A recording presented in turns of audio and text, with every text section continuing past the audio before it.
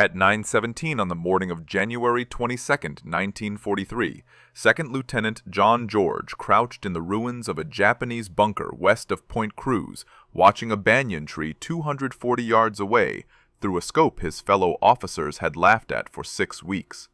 27 years old, Illinois state champion, 0 confirmed kills. The Japanese had 11 snipers operating in the Point Cruz groves, and in the past 72 hours, they had killed 14 men from the 132nd Infantry Regiment. George's commanding officer had called his rifle a toy. The other platoon leaders called it his mail-order sweetheart. When he had unpacked the Winchester Model 70 with its Lyman Alaskan scope and Griffin and Howe mount at Camp Forest in Tennessee, the armorer wanted to know if this was meant for deer or Germans. George explained it was for the Japanese. They shipped out before the rifle arrived. George spent the voyage to Guadalcanal watching other men clean their Garands, while his own weapon sat in a warehouse in Illinois. He requested it be forwarded through military mail. 6 weeks later, in late December of 1942, a supply sergeant handed him a wooden crate marked "Fragile." Inside was the rifle he had saved 2 years of National Guard pay to buy. The rifle weighed 9 pounds. The scope added another 12 ounces. The Garand issued to every other man in his battalion weighed 9.5 pounds with no magnification. George's rifle was bolt action, 5 rounds. The Garand was semi-automatic, 8 rounds. Captain Morris ordered him to leave the sporting rifle in his tent and carry a real weapon. George carried it anyway. The 132nd Infantry had relieved the Marines on Guadalcanal in late December of 1942. The Marines had been fighting since August. They had taken Henderson Field. They had held it. But they had not taken Mount Austin, and they had not cleared the Japanese from the coastal groves west of the Matanakaw River. Mount Austin stood 1,514 feet tall. The Japanese called it the Gifu. 500 men, 47 bunkers. George's battalion attacked on December 17th. They fought for 16 days. They lost 34 men killed and 279 wounded before they finally took the western slope on January 2nd. By then, George had fired his Winchester exactly 0 times in combat. The jungle around Point Cruz was different. No bunkers, no fixed positions, just Japanese soldiers who had retreated west from Henderson Field and dug into the massive trees. Some of those soldiers were snipers. They had scoped Arisaka Type 98s. They knew the jungle. They knew how to wait. On January 19th, a sniper killed Corporal Davis while he was filling canteens at a creek. On January 20th, another sniper killed 2 men from L Company during a patrol. On January 21st, 3 more men died. One of them was shot through the neck from a tree the patrol had walked past twice. The battalion commander summoned George that night. The Japanese snipers were killing his men faster than malaria. He needed someone who could shoot. He wanted to know if that mail-order rifle could actually hit anything. George explained his credentials. Illinois state championship at 1,000 yards in 1939. 23 years old at the time. Youngest winner in the state's history. 6-inch groups at 600 yards with iron sights. With the Lyman Alaskan, 5 rounds inside 4 inches at 300 yards. The commander gave him until morning to prove it. If you want to see how George's civilian rifle performed against Japanese snipers trained for jungle warfare, please hit that like button. It helps us share more forgotten stories like this. And please subscribe if you haven't already. Back to George. George spent the night checking his rifle. The Winchester had been packed in cosmoline for the ocean voyage. He cleaned it again. He checked the scope mounts. He loaded 5 rounds of .30-06 hunting ammunition he had packed in Tennessee. Military ball ammo. The same cartridge the Garand fired.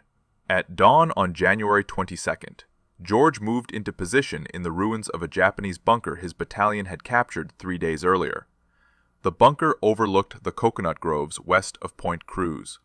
Intelligence said the Japanese snipers operated from the large trees in that area. Banyan trees.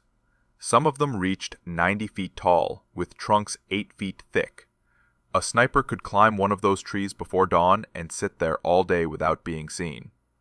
George had brought no spotter, no radio man, just his rifle and a canteen and 60 rounds of ammunition in stripper clips.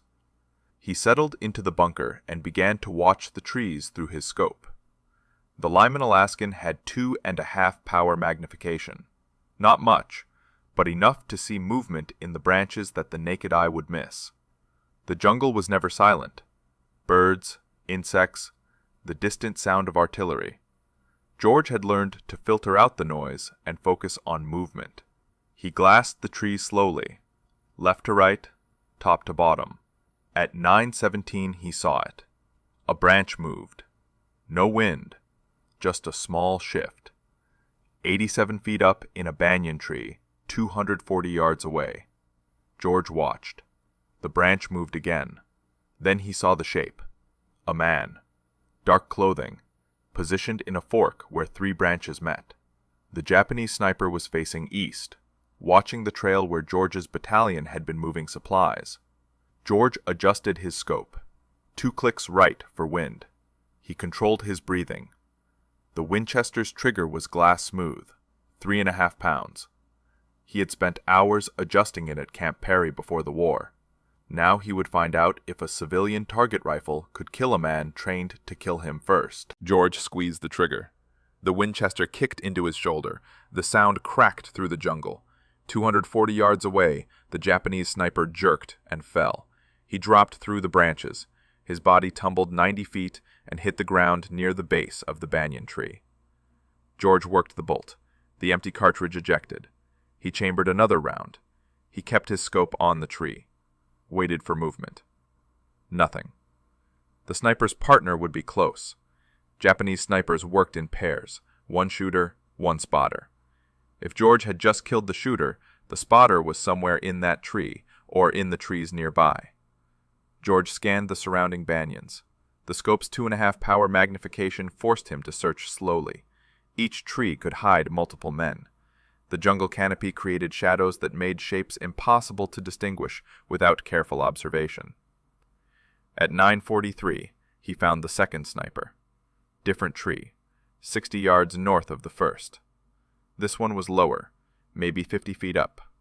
The Japanese soldier was moving down the trunk, retreating. He had heard the shot and knew his position was compromised. George aimed, led the movement, fired. The second sniper fell backwards off the tree. His rifle clattered through the branches ahead of him. Both hit the jungle floor within seconds of each other. 2 shots, 2 kills. George reloaded his Winchester from a stripper clip. His hands were steady.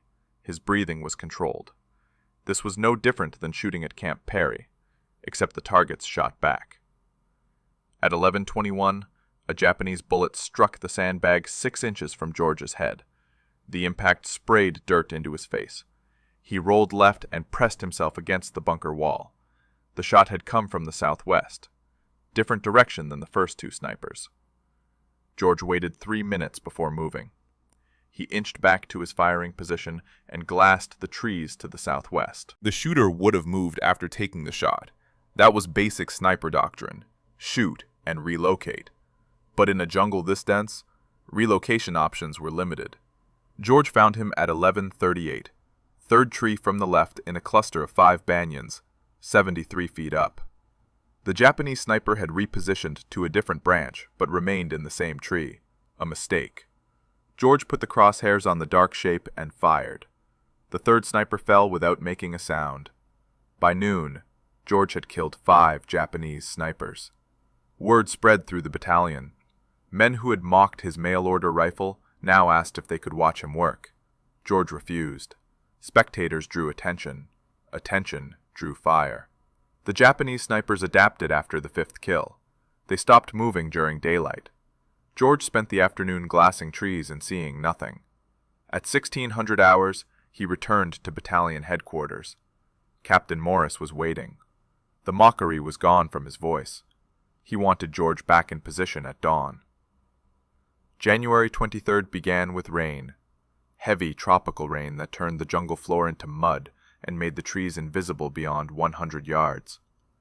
George sat in the bunker and waited for the weather to clear. The rain stopped at 08:15.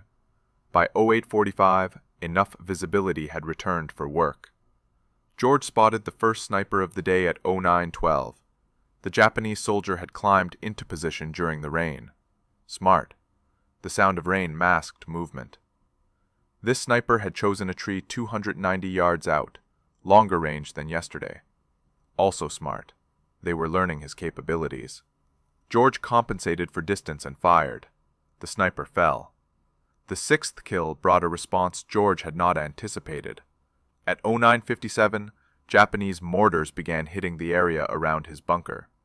They had triangulated his position based on muzzle flash or sound. The first rounds landed 40 yards short. The second salvo landed 20 yards short. The third salvo would hit the bunker. George grabbed his rifle and ran. He sprinted north along the tree line and dove into a shell crater as the third salvo hit. The bunker he had occupied moments before disappeared in explosions and flying debris. He relocated to a different position. A fallen tree 120 yards north of the destroyed bunker. The tree provided cover and a clear view of the groves. George settled in and resumed his watch. The Japanese sent more snipers that afternoon. They knew George was hunting them. They were now hunting him back. The dynamic had changed. This was no longer target shooting. This was a duel. At 14:23, George killed his 7th sniper. At 15:41, he killed his 8th. This one had climbed high, 94 feet up a banyan tree. Good concealment, but the height created a silhouette against the sky when the sun angle changed. At 1700 hours, Captain Morris sent a runner to bring George back. George had been in position for 9 hours. Morris wanted numbers. George reported 8 confirmed kills over 2 days, 12 rounds fired, 8 kills, 4 misses. Morris assigned George to continue sniper operations starting at dawn on January 24th. That night, George cleaned his Winchester and considered the mathematics. 11 Japanese snipers operating in the Point Cruz groves. 8 now dead, 3 remaining. Those 3 would be the best, the ones who had survived the longest. And now they knew exactly what George looked like and exactly what rifle he carried. George loaded his Winchester with 5 fresh rounds and tried to sleep. At 0300, he gave up and sat in his tent with the rifle across his lap. The rain started again at 04:15. By 05:30, it was heavy enough that dawn operations would be delayed. George used the time to move to a new position. Not the bunker, not the fallen tree. Somewhere the Japanese would not expect. He chose a spot 70 yards south of his previous position, a cluster of large rocks the Marines had used as a machine gun nest back in December. The position offered good cover and overlapping fields of fire into the groves. He settled in and waited for the rain to stop. At 07:43, the rain slowed to a drizzle. Visibility improved. George began glassing trees. At 08:17 on January 24th, he found sniper number 9. The Japanese soldier was positioned in a palm tree 190 yards out. Low, only 40 feet up. Unusual. Most snipers climbed high for better sight lines. This one had chosen concealment over elevation. The palm fronds created a natural hide that would be invisible from ground level. But George was not at ground level. He was elevated on the rocks. The angle gave him a view down into the fronds. He could see the dark shape of the sniper's shoulders and head. George aimed, controlled his breathing, began to squeeze the trigger. Then he stopped. Something was wrong. The position was too obvious, too easy. George had been hunting snipers for 3 days. He had killed 8 men. The remaining 3 would not make elementary mistakes. They would not position themselves where an elevated shooter could spot them. Unless it was bait. George lowered his rifle and scanned the surrounding trees. If the sniper in the palm was bait, the real shooter would be positioned to cover him, watching for anyone who took the shot, waiting for muzzle flash, ready to return fire. George glassed the trees methodically, left to right, top to bottom. He checked every tree within 300 yards of the palm. It took 11 minutes. At 08:28, he found the real threat. A banyan tree 80 yards northwest of the palm, 91 feet up. The Japanese sniper was positioned in a perfect hide. Branches and vines concealed him from three sides.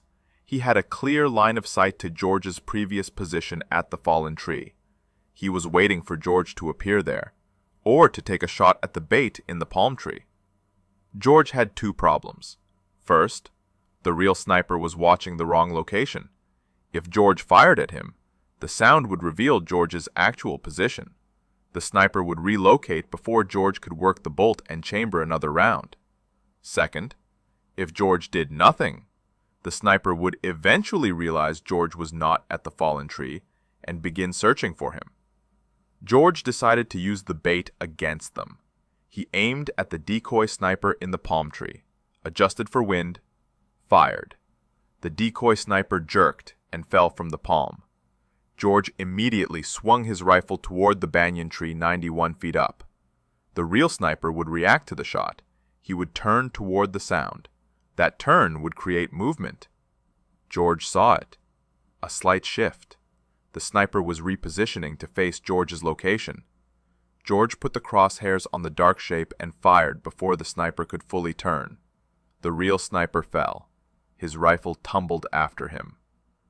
2 shots, 2 kills. But George had revealed his position to anyone else watching.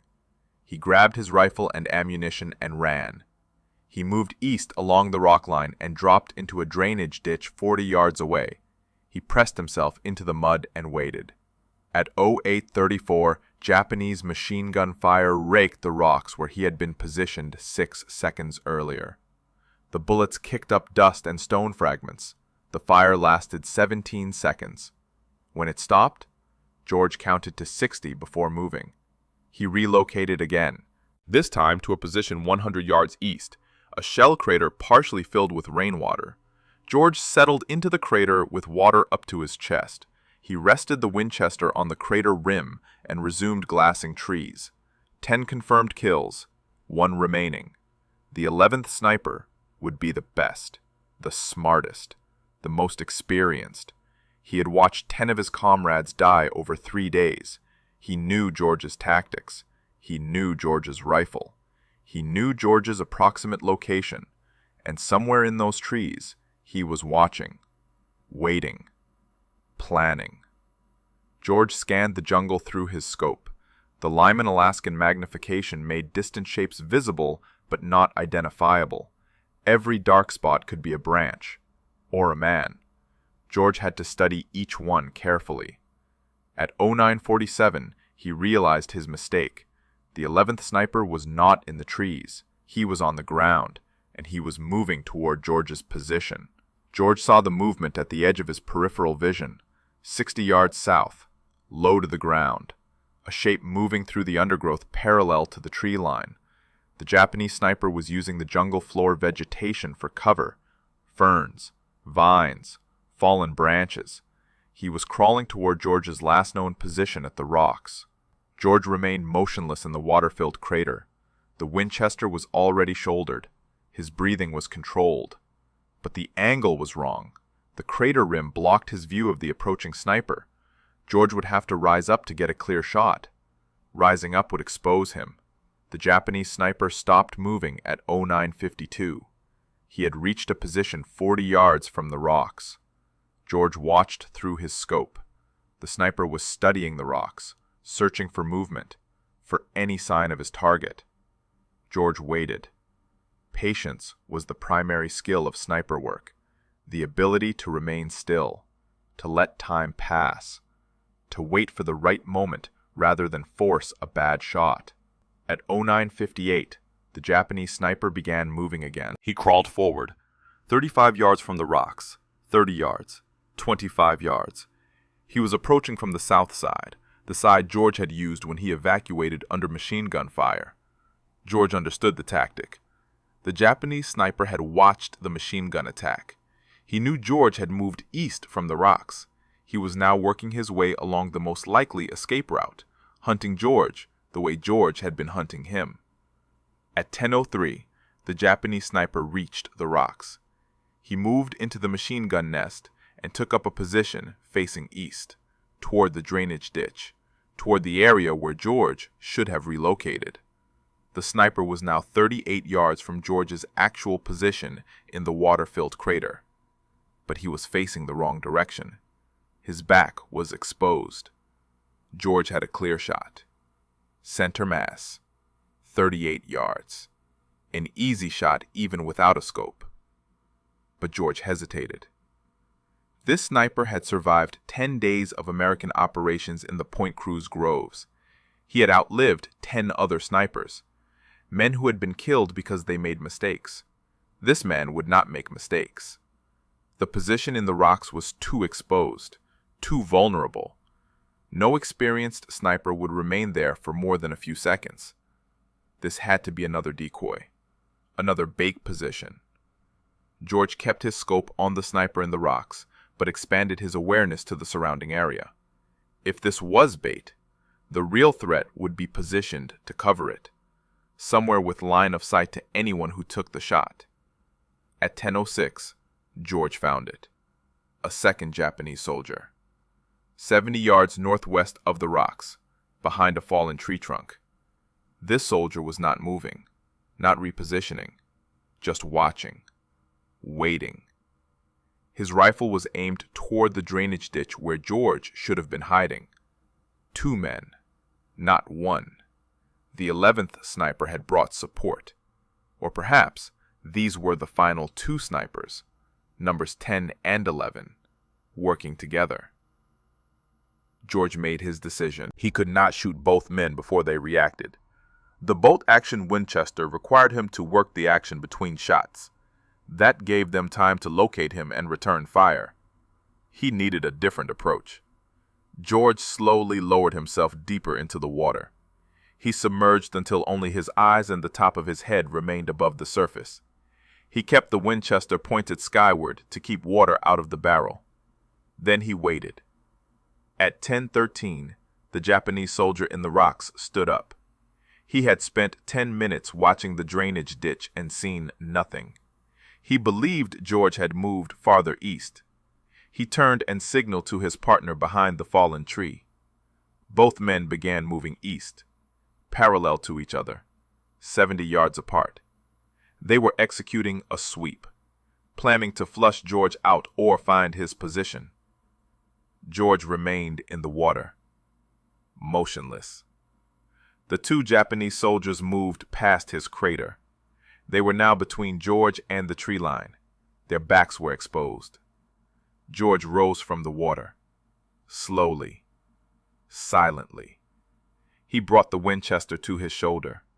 Water dripped from the barrel, from his uniform, from his face. He aimed at the closer soldier, the one who had been in the rocks, now 42 yards away. George fired. The soldier dropped. George worked the bolt, chambered another round, swung the rifle toward the second soldier behind the fallen tree. The man was turning, raising his rifle. George fired first. The second soldier fell. 11 shots fired over 3 days. 11 Japanese snipers dead. George had cleared the Point Cruz groves of the threat that had killed 14 Americans in 72 hours. But as George climbed out of the crater and retrieved his spent cartridges, he heard a sound that made him freeze. Voices. Japanese voices. Coming from the tree line. Multiple men, moving toward the fallen soldiers. George had killed the snipers, but the snipers had not been working alone. George dropped back into the crater. The water was cold, muddy. He submerged until only his eyes remained above the surface. The Winchester he held vertically to keep the barrel clear. The Japanese voices grew louder. At least 6 men, maybe more. They were moving toward the 2 dead snipers. George heard branches breaking, equipment rattling. These were not snipers. Infantry. A patrol or a recovery team sent to collect the bodies. George counted seconds. The voices stopped at the location of the first body, 42 yards from his crater, close enough that he could hear them clearly even without understanding the words. Then the voices moved to the second body. More conversation. Urgent tones. At 10:28, the voices began moving again. Not back toward the tree line, toward George's crater. They had found his tracks. Boot prints in the mud leading from the rocks to the crater. George had been careful about noise and movement. He had not been careful about tracks. George had 5 rounds in the Winchester, 6 Japanese soldiers at minimum. Poor odds for a bolt-action rifle. He considered his options. Stay hidden and hope they passed by, or fight. The voices grew closer. 30 yards, 25 yards, 20 yards. At 10:31, a Japanese soldier appeared at the crater rim. He was looking down, directly at George. Their eyes met. George fired from the water. The soldier fell backward. George worked the bolt while still submerged, chambered another round, rose up. 2 more soldiers were at the crater rim. George fired, worked the bolt, fired again. Both soldiers dropped. 3 rounds left. George could hear shouting. More soldiers moving toward him. He climbed out of the crater on the north side, away from the approaching voices. He ran 20 yards and dropped behind a fallen tree. Japanese rifle fire cracked through the jungle. Bullets struck the ground around the crater, around the fallen tree. The soldiers were firing at movement, at sound, not at confirmed targets. George stayed low. He glassed the area through his scope, saw movement. 2 soldiers advancing toward the crater, 50 yards out. George aimed at the lead soldier, fired. The soldier dropped. The second soldier dove for cover. 2 rounds left. George heard more voices behind him. The Japanese were flanking, one group approaching from the south, another from the east. George was about to be surrounded. He made his decision. He could not win a firefight with a bolt-action rifle against multiple soldiers with semi-automatic weapons. He needed to break contact, move back toward American lines. George grabbed his rifle and ran north. He sprinted through the jungle undergrowth. Vines caught his boots. Branches whipped his face. Japanese rifle fire followed him. Bullets snapped past, struck trees, kicked up dirt. George ran for 90 seconds before diving into another shell crater. This one was dry. He pressed himself against the crater wall and listened. The Japanese voices were distant now. They had not pursued. They were regrouping around their dead. George checked his rifle. Mud on the stock. Water still dripping from the barrel. He had 2 rounds left and no stripper clips. The clips were in his pack. The pack was somewhere near the water-filled crater. At 10:47, George began moving again. Not running. Walking. Staying low. Using the terrain for cover. He moved northeast toward the American lines. The jungle was quiet. No voices. No movement. Just the sound of his own breathing and the distant rumble of artillery. At 11:13, George reached the American perimeter. A Marine sentry challenged him. George identified himself. The sentry let him through. George walked to battalion headquarters and reported to Captain Morris. Morris wanted a full debrief. George provided it. 11 Japanese snipers killed over 4 days. 12 rounds fired against the snipers. 11 hits. Then a firefight with infantry. 3 more kills. 5 total rounds in that engagement. Morris asked about ammunition status. George was down to 2 rounds. Morris asked about the rifle. George said it was functional but needed cleaning. Mud in the action, water in the barrel. Morris told George to clean his rifle and rest. No operations tomorrow. The battalion was moving east. The Point Cruz groves were no longer a priority. The Japanese were evacuating Guadalcanal. Intelligence suggested they would complete the withdrawal within 2 weeks. George returned to his tent. He field-stripped the Winchester and spent 2 hours cleaning every component. Cosmoline and gun oil. Patches run through the barrel until they came out clean. He checked the scope mounts. Adjusted the eye relief. Loaded 5 fresh rounds. At 1400 hours, word came down from division headquarters. The battalion commander wanted to see George. George walked to headquarters wondering if Morris had filed a negative report. Unauthorized engagement, excessive ammunition expenditure, operating alone without support. Instead, he found Morris and 2 other officers waiting. One of them was Colonel Ferry, the regimental commander. Ferry had one question. Could George train other men to do what he had done? George said he could try, but it would require time, and rifles with optics, and men who could already shoot. Ferry said Division had 14 Springfield rifles with universal scopes, sniper rifles left behind by the Marines, and Ferry had 40 men in the regiment who had qualified as expert marksmen before deployment. Ferry wanted George to create a sniper section, train the men, develop tactics, clear any remaining Japanese snipers from American operational areas. George accepted, but he had one condition. He wanted to keep his Winchester. Ferry approved the request. George kept his Winchester Model 70. The 14 Springfield rifles with universal scopes went to the men George would train. Training began on January 27th. George had 40 men assembled at a makeshift range 2 miles east of Henderson Field. The men were expert marksmen on paper. They had qualified with iron sights at ranges up to 500 yards, but none of them had combat experience as snipers. None of them had killed a man from concealment. George started with the fundamentals: breathing control, trigger squeeze, reading wind. The Springfield rifles weighed 11 pounds with the universal scopes, heavier than the Garand, heavier than George's Winchester. The weight made the rifles stable but tiring to hold for extended periods. George taught them to use any available support: rocks, logs, sandbags. The jungle rarely offered perfect shooting positions. Snipers had to adapt to terrain and create stable platforms from whatever materials were available. Range training lasted 3 days. George had the men shoot at stationary targets from 100 to 400 yards, then moving targets, then targets partially concealed by vegetation. By January 30th, 32 of the 40 men could consistently hit man-sized targets at 300 yards under field conditions. George divided them into 16 two-man teams, shooter and spotter. The spotter carried binoculars and a Garand. His job was to locate targets and provide security while the shooter engaged. After each kill, the roles could switch. This kept both men proficient and prevented the single point of failure that came from relying on one shooter. On February 1st, George took 4 teams into the field. Their mission was to clear Japanese positions west of the Guadalcanal River. Intelligence indicated small groups of Japanese soldiers were still operating in that area. Not snipers, just infantry, stragglers who had not yet evacuated.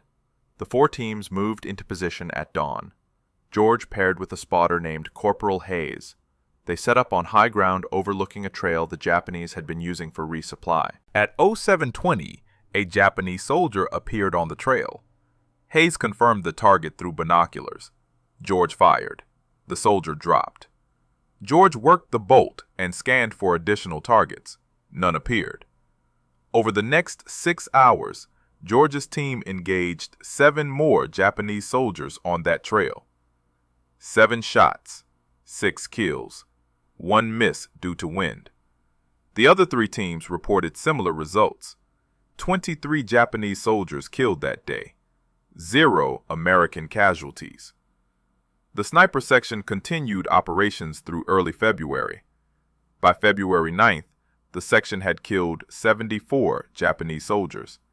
The number was conservative, only counted confirmed kills where the body could be observed. The Japanese evacuation accelerated during this period. Destroyers arrived at night to pick up troops from Cape Esperance on the western tip of Guadalcanal. American forces pushed west to interdict the evacuation, but the Japanese fought effective rearguard actions. George's sniper section was tasked with eliminating Japanese soldiers covering the retreat routes. On February 7th, George was operating near the Tanamboga River when a Japanese rifleman shot him.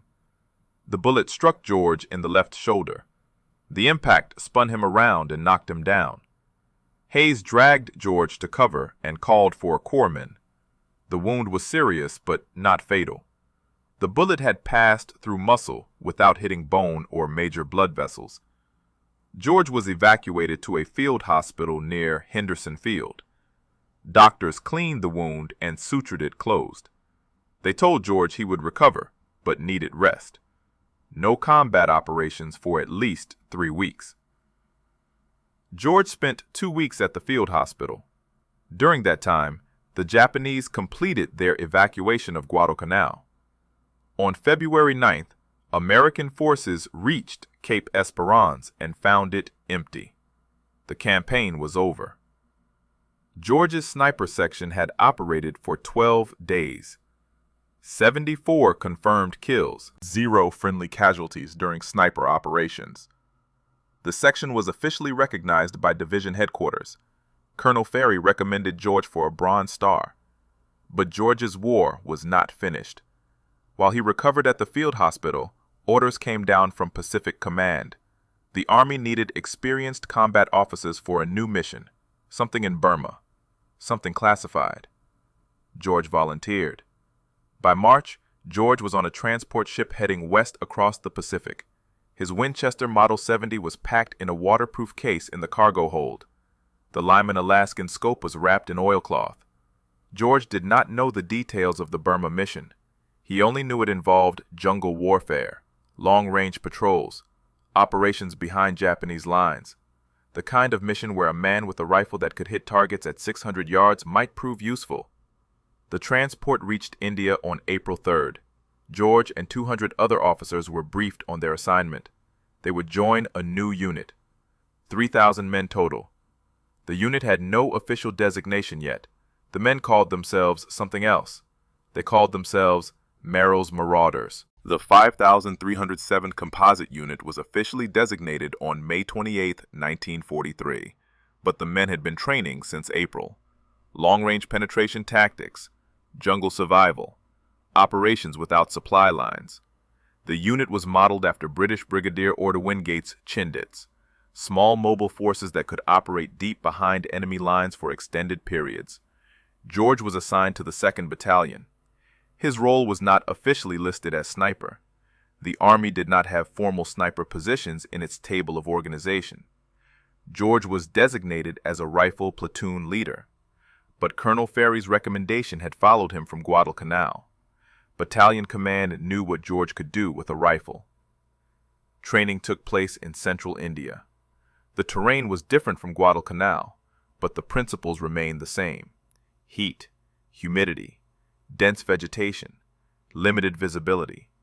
The Burma jungle would be worse, steeper terrain, heavier rainfall, and an enemy that knew the ground better than any American force. George modified his equipment for the Burma mission. The Winchester Model 70 had performed well on Guadalcanal, but that had been short-range operations with regular resupply. Burma would involve patrols lasting weeks, hundreds of miles through jungle. Every ounce of weight mattered. George removed the Lyman Alaskan scope and replaced it with a lighter Weaver 330. The Weaver had the same 2.5 power magnification, but weighed 8 ounces less. He also replaced the wooden stock with a lighter synthetic version. The modifications reduced the rifle's weight from 9 pounds 12 ounces to 8 pounds 14 ounces. Not much, but over a 2-week patrol carrying 60 pounds of equipment, every ounce mattered. The Marauders entered Burma in February of 1944. Their mission was to advance through northern Burma and capture the Mitkeena airfield. The airfield was critical for Allied supply routes into China. Japanese forces controlled the area with approximately 4,000 troops. The Marauders would approach overland, through terrain the Japanese considered impassable for large forces. Mountains, rivers, dense jungle, no roads, limited trails. The force would carry all supplies on their backs or with pack mules. No motorized transport, no artillery support, just rifles and mortars and the ability to move fast through impossible terrain. George's battalion began the march on February 24th. The first week covered 83 miles through mountainous jungle. Men collapsed from exhaustion. Malaria cases increased daily. The pack mules struggled with the terrain. Several had to be shot when they broke legs on steep descents. By March, the battalion had covered 217 miles. They had engaged Japanese forces 12 times, small skirmishes, ambushes. Quick firefights followed by rapid withdrawal. The Marauders were not meant to hold ground. They were meant to move, to harass, to cut supply lines and create chaos behind Japanese positions. George used his Winchester 3 times during the march, once at 412 yards against a Japanese officer directing troops at a river crossing, once at 380 yards against a machine gun position, once at 290 yards against a sniper who had pinned down a marauder patrol. 3 shots, 3 kills. George never fired more than once per engagement. The Winchester's report was distinctive, different from the Garand's sharp crack. 1 shot announced his presence. A 2nd shot would give the Japanese time to locate him. George learned to shoot and move immediately. The march to Myitkyina took 3 months. By late May, the marauders had covered over 700 miles. They had lost more men to disease than combat: malaria, dysentery, typhus. The unit that entered Burma with 5,300 men was down to fewer than 3,000 effectives. On May 17th, the marauders captured Myitkyina airfield. The operation was a success, but the cost had been severe. The unit was combat ineffective, too many casualties, too many sick, too much time in the jungle without rest or proper medical care. George survived the Burma campaign. His Winchester survived, but the rifle that had proven so effective on Guadalcanal had been used only 7 times in 3 months of operations. The marauders rarely engaged in the kind of long-range precision shooting that required a scoped rifle. Most combat was close range, ambushes at 50 yards or less, firefights in dense vegetation where you could barely see 30 feet. George realized something during those 3 months in Burma. The Winchester Model 70 was an excellent rifle, perhaps the best bolt-action sporting rifle ever made. But modern warfare was changing. Semi-automatic rifles like the Garand were becoming standard. The next war would require different weapons, different tactics. But there would be no next war for George. Not immediately. By June of 1944, he was evacuated from Burma with the rest of the marauders. The unit was disbanded. George was reassigned to training duties in the United States. He never fired his Winchester in combat again. George returned to the United States in July of 1944. The Army promoted him to captain and assigned him to Fort Benning, Georgia. His job was training infantry officers in marksmanship and small unit tactics. He taught the lessons he had learned on Guadalcanal and in Burma: how to move through jungle terrain, how to identify and engage targets at distance, how to operate independently without supply lines. He kept his Winchester Model 70. The rifle had traveled from Illinois to Tennessee to Guadalcanal to India to Burma to Georgia. It had killed at least 14 enemy soldiers in confirmed engagements. Probably more. George had stopped counting after Burma. The rifle sat in a footlocker in his quarters at Fort Benning. George rarely looked at it. The war had changed. The Pacific Islands were being retaken one by one. American forces were advancing through France and into Germany. The need for individual marksmen with privately owned rifles was fading. The military was standardizing. Mass production. Interchangeable parts. Soldiers with identical equipment and identical training. George understood the necessity. Modern warfare required industrial scale. But something was being lost. The individual skill. The craftsman approach to soldiering. The idea that a man with the right rifle and the right training could change the outcome of a battle.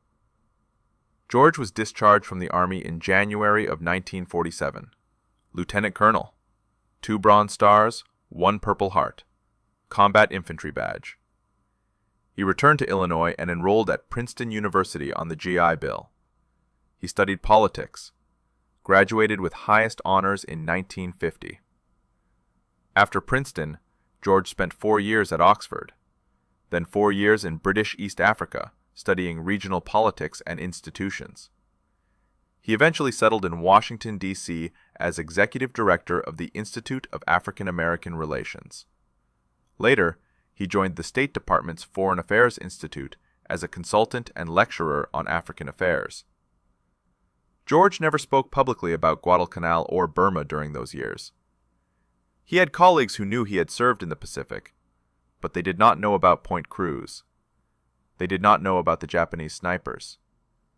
They did not know about the Winchester Model 70 that sat in a case in his home.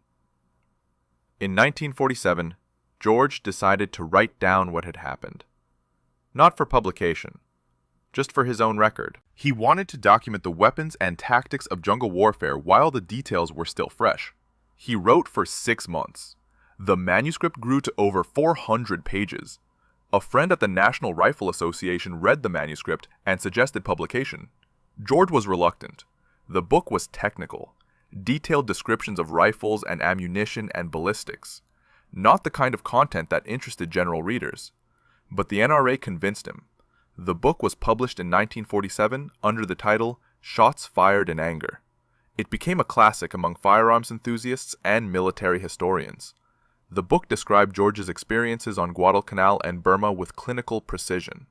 No embellishment, no hero worship, just facts and observations about what worked and what did not work in combat. The book is still in print today, still used as a reference by collectors and historians studying World War II small arms.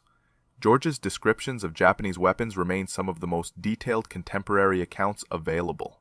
George lived to see the United States fight 3 more wars: Korea, Vietnam, the Gulf War.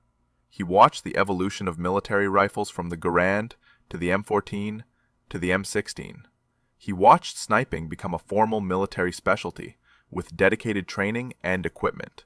He watched the lessons of World War II being relearned and refined by new generations of soldiers. John George died on January 3, 2009. He was 90 years old. The Winchester Model 70 that had killed Japanese snipers on Guadalcanal was donated to the National Firearms Museum in Fairfax, Virginia. It sits in a display case with a placard describing its history. Most visitors walk past without stopping. It looks like any other vintage hunting rifle, but it is not.